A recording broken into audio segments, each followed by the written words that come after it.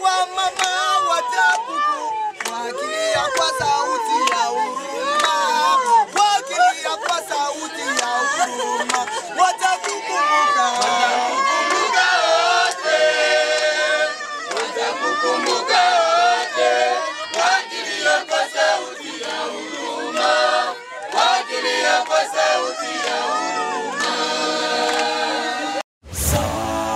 Sadi TV. Sadi TV, in God we trust.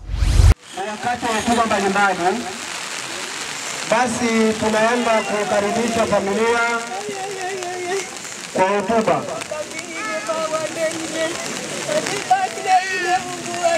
Familia ikimaliza, basi kijiji kitafika na baadaye kanisa na kuwa mambo mengine. Karibu familia.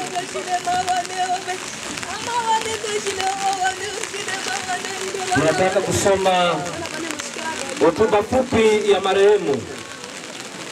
Maisha ya marehemu. Marehemu aliitwa kwa majina yafuatayo: Mawazo Kiza, mtoto wa jamaa la Habasizi wa Burundi. Baba wa marehemu aliitwa Simoni Kiza wa jamaa la Habasizi wa Burundi. Mama wa marehemu aliitwa Rusia Bugunge. Kuzaliwa. Marehemu alizaliwa Kitaza nchini Burundi tariki 26 mwezi wa 6 mwaka wa 1941.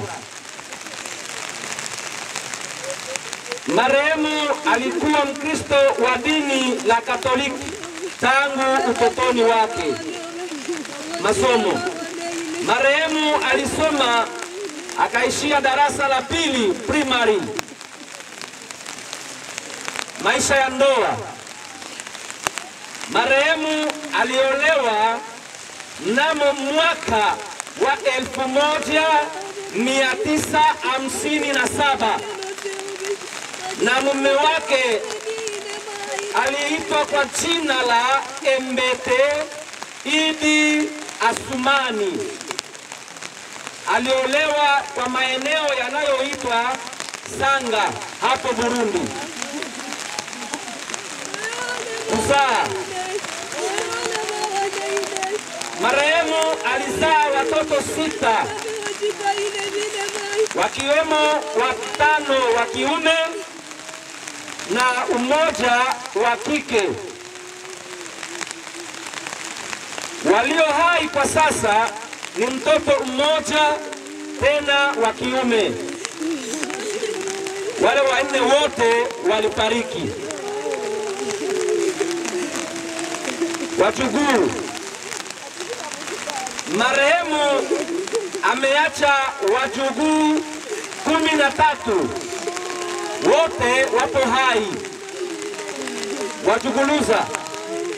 Marehemu ameacha wajukuluza 17, wote wapo hai. Kazi ya mikono.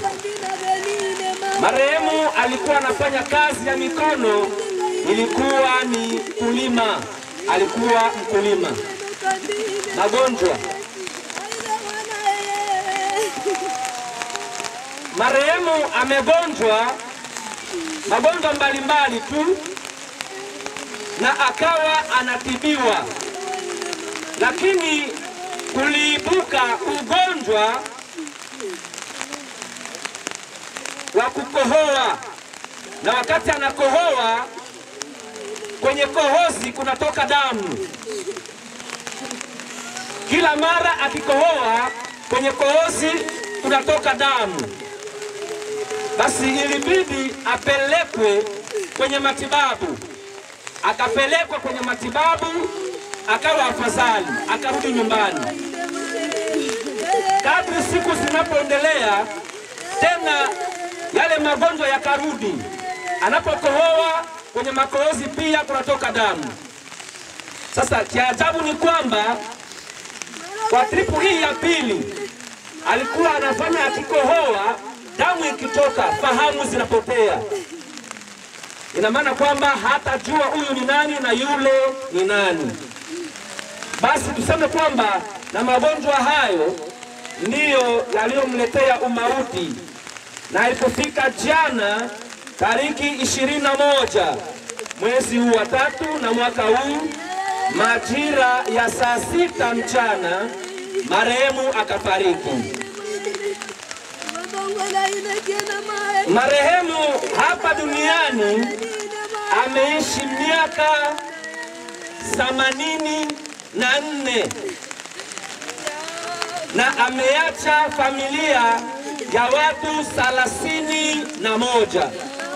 Tumsifu Yesu Kristo.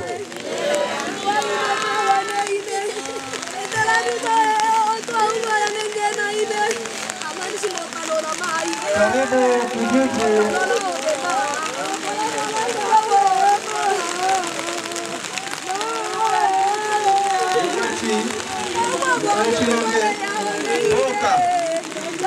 Asante sana.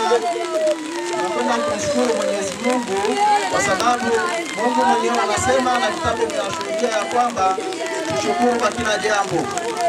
Isipokuwa kijiji kama kijiji kinayo masikitiko makubwa sana kwa kwenda kumpoteza mama yetu ambaye alikuwa ni mshauri kwetu, mama yetu ambaye alikuwa ni mlezi wa watoto wetu. Kwa kweli kijiji kinayo masikitiko makubwa sana, maana wazee kama wazee ni watu ambao wakukaa nao chini kwa hifadhi vema, maana wanatusaidia yaliyokuwa mengi sana. Isipokuwa kazi ya Mungu haina makosa, imetendeka, lakini kama kijiji kinayo masikitiko makubwa sana na kimeachwa na majonzi makubwa. Kwa maana hiyo tukubaliane na yale yametokea, ameshatokea. Isipokuwa sisi wengine ambao tunabaki tuangalie safari yetu ya kesho.